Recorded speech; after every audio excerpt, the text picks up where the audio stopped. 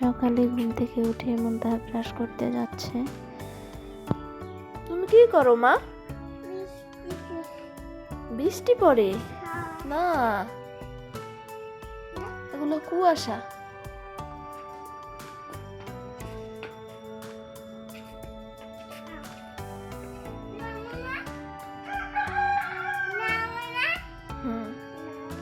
আসসালামু আলাইকুম, hello everyone. Mitu মুনতাহা blog থেকে আমি মিতু আর নতুন একটি ব্লগ নিয়ে চলে এলাম। আমার নতুন ব্লগ তাদের সবাইকে শুভেচ্ছা এবং অভিনন্দন জানাচ্ছি, কাছে এবং দূরে যে যেখান থেকে আমার ভিডিওটি দেখছেন। আশা করছি সবাই পরিবার পরিজন নিয়ে ভালো আছেন, সুস্থ আছেন। আমরাও ভালো আছি আর সবার সুস্থতা কামনায় আমি আমার আজকের ব্লগটি শুরু করছি। আশা করি আপনাদের কাছে ব্লগটি অনেক ভালো লাগবে।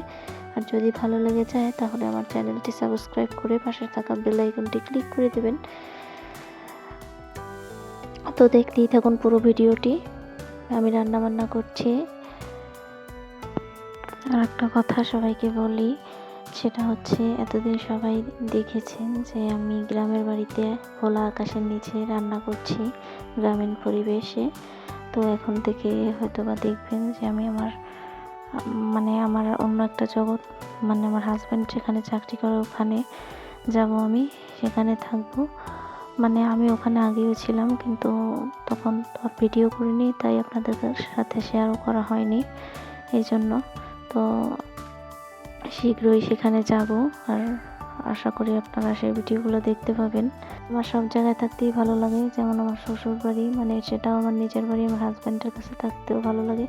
প্রত্যেকটা মেয়েরাই তো তার হাজব্যান্ডের কাছে থাকতে বেশি ভালো লাগে। বাবার বাড়িতে থাকি তখনও ভালো লাগে, সব জায়গায় থাকতেই ভালো লাগে।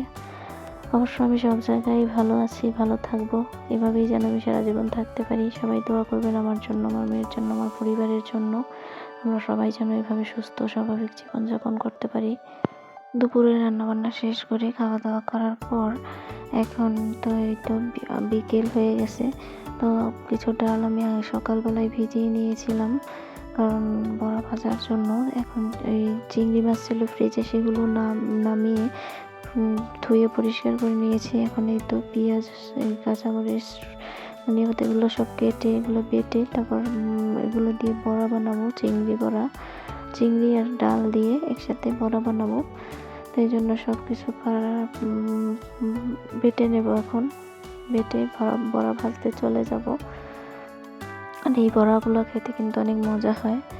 তো আজকের ভিডিওটা এই পর্যন্তই। সবাই ভালো থাকবেন, সুস্থ থাকবেন, আমাদের জন্য দোয়া করবেন।